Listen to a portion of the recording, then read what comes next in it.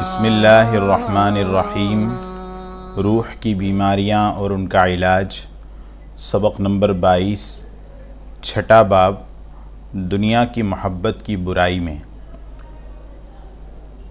یوں تو دنیا دیکھنے میں کس قدر خوش رنگ تھی، قبر میں جاتے ہی دنیا کی حقیقت کھل گئی۔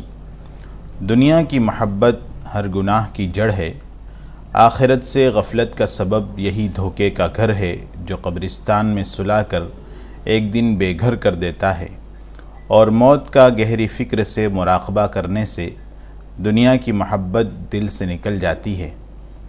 قبرستان بھی کبھی کبھی جا کر خوب غور سے سوچے کہ یہاں بوڑھے، جوان، بچے، عورت، مرد، امیر، غریب، حتیٰ کہ وزراء اور بادشاہ بھی آج کیڑوں کی خوراک بن کر بے نام و نشان ہو گئے۔ کئی بار ہم نے یہ دیکھا کہ جن کا معطر کفن تھا، مشین بدن تھا، جو قبر کہن ان کی اکھڑی تو دیکھا، نہ عضو بدن تھا نہ تارے کفن تھا۔ آ کر قضا باہوش کے بے ہوش کر گئی، آ کر قضا باہوش کو بے ہوش کر گئی، ہنگامہ حیات کو خاموش کر گئی۔ دنیا اور آخرت کا امتزاج اور ارتباط کا فلسفہ حضرت عارف رومی رحمۃ اللہ علیہ متکلم امت نے یوں حل فرمایا ہے: آب اندر زیر کشتی پشتی است، آب در کشتی ہلاک کشتی است۔ دنیا کی مثال پانی سے اور آخرت کی مثال کشتی سے دی ہے کہ جس طرح پانی کے بغیر کشتی چل نہیں سکتی، مگر شرط یہ ہے کہ یہ پانی نیچے رہے، کشتی میں داخل نہ ہو۔ اگر پانی اندر داخل ہوا تو یہی کشتی کی ہلاکت کا بھی سبب ہوگا جو نیچے روانی کا سبب تھا۔ ٹھیک اسی طرح دنیا اگر دل کے باہر ہو اور دل میں حق تعالیٰ کی محبت غالب ہو، یعنی نعمت کی محبت سے نعمت دینے والے کی محبت غالب ہو، تو آخرت کی کشتی ٹھیک چلتی ہے اور اسی دنیا سے دین کی خوب تیاری ہوتی ہے۔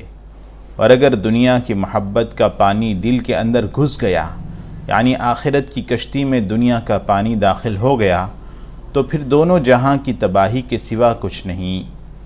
دنیا کا نفع اور سکون بھی چھن جاوے گا، جس طرح کشتی کے غرق ہوتے وقت پھر وہ پانی کشتی کے لیے باعث سکون ہونے کے بجائے باعث ہراس اور تباہی ہو جاتا ہے۔ بس نافرمان انسان کے پاس یہ دنیا نافرمانی کا سبب بن جاتی ہے، اور اللہ والوں کے پاس یہ دنیا فرمانبرداری میں صرف ہوتی ہے اور سکون اور چین کا سبب ہوتی ہے۔ تعجب ہے کہ دنیا کا پیدا کرنے والا تو دنیا کو قرآن میں دار الغرور یعنی دھوکے کا گھر فرمائے، اور ہم مخلوق ہو کر اس دھوکے کے گھر سے دل لگائے بیٹھے ہیں۔ حق تعالیٰ نے دنیا کی محبت اور دنیا کی زندگی سے اطمینان اور خوشی کا سبب آخرت پر یقین نہ ہونا ارشاد فرمایا ہے، ورنہ آخرت کی فکر کے ساتھ تو ذکر الہی کے سوا کوئی چیز اطمینان کا سبب نہیں ہو سکتی۔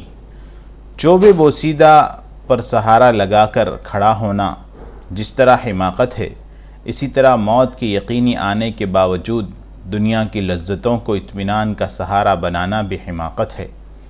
رسول اکرم صلی اللہ علیہ وسلم نے کیسی پیاری دعا مانگی کہ اے اللہ، جب اہل دنیا کی آنکھیں تو ان کی فانی دنیا سے ٹھنڈی کرے، تو ہماری آنکھیں اپنی عبادت سے ٹھنڈی فرما، جس کی لذت غیر فانی ہے۔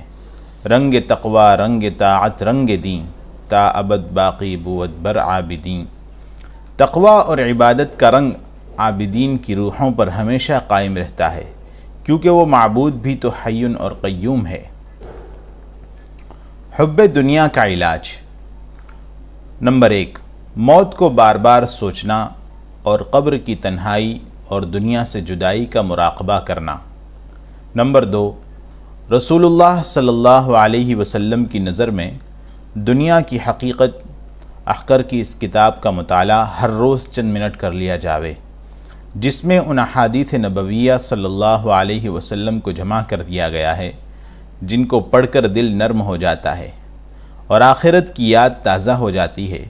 یہ کتاب 150 حدیثوں کا مجموعہ ہے۔ نمبر 3، اللہ والوں کی مجلس میں بار بار حاضری، بلکہ کسی اللہ والے سے جس کسی سے مناسبت ہو باضابطہ اصلاحی تعلق قائم کر لینا شفائے روح کے لیے اکسیر ہے۔ نمبر 4، دنیا کے عاشقوں سے دور رہنا کہ اس کے جراثیم بھی متعدی ہوتے ہیں۔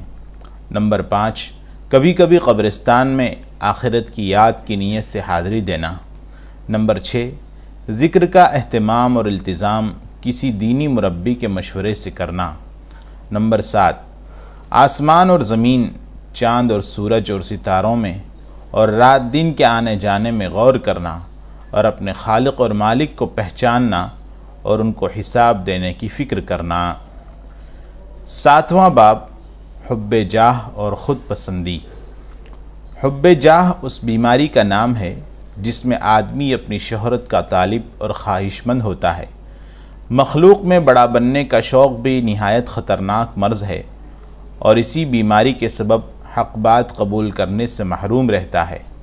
حق تعالیٰ فرماتے ہیں کہ آخرت کی بھلائیاں انہی کے لیے خاص ہیں جو زمین پر رہ کر بڑائی اور فتنہ فساد نہیں چاہتے۔ رسول اکرم صلی اللہ علیہ وسلم فرماتے ہیں کہ 2 بھیڑیے اگر بکریوں کے گلے میں آ پڑیں تو وہ اتنا نقصان نہ کریں گے جتنا مال اور جاہ کی محبت دیندار مسلمان کے دین کو نقصان کرتی ہے۔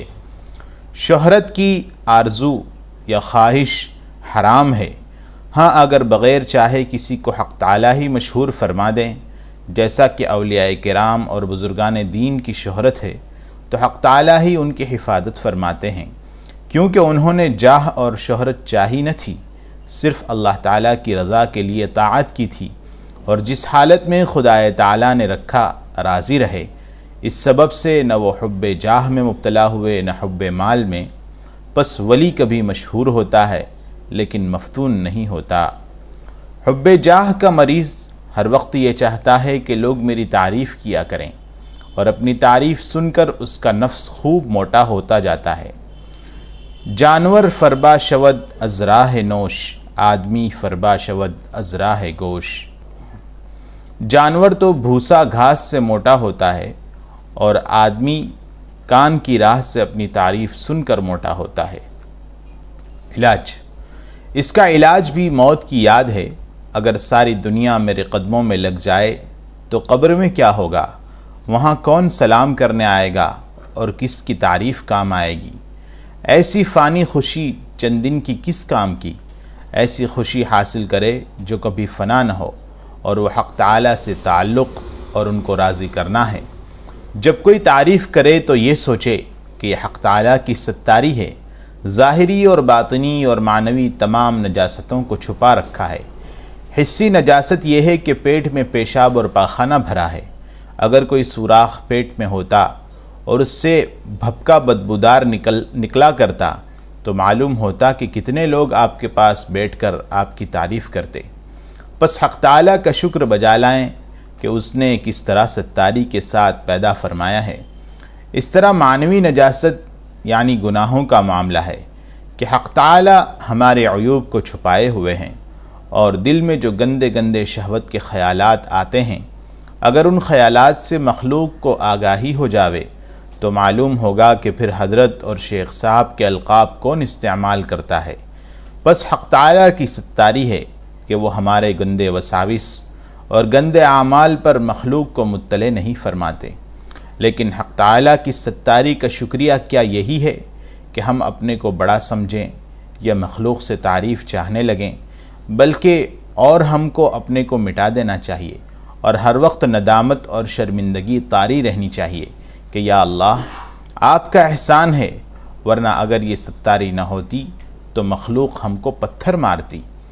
فقیری اصل یہی ہے کہ اپنے کو مٹا دے۔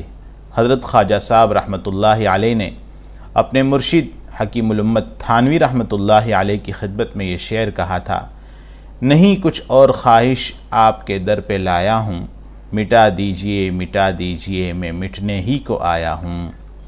جب آپ اپنے اعمال کی قبولیت کا پتہ نہیں اور یقینی فیصلے کا علم قیامت میں ہوگا تو پھر مخلوق سے تعریف چاہنا اور اس پر خوش ہونا نادانی ہے۔ جو مخلوق ضعیف اور عاجز ہے اور کوئی نفع نقصان اس کے ہاتھ میں نہیں، اس سے تعریف چاہنا بھی بیکار ہے۔ سب تعریف اور ہر کمال حق تعالیٰ ہی کے لیے زیبا ہے۔ ما اصابک من حسنۃ فمن اللہ وما اصابک من سیئۃ فمن نفسک۔ حق تعالیٰ ارشاد فرماتے ہیں کہ جو تم کو نیکیاں اور بھلائیاں پہنچتی ہیں وہ اللہ کی طرف سے ہیں، اور جو برائیاں ہیں وہ تمہارے نفس کی طرف سے۔ یہ بیماری بھی کسی شیخ کامل کی صحبت اور خدمت ہی سے جاتی ہے۔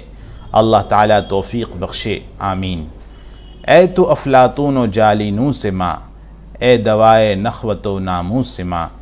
حق تعالیٰ فرماتے ہیں کہ اپنے نفس کو پاک اور صاف اور اچھا نہ سمجھا کرو۔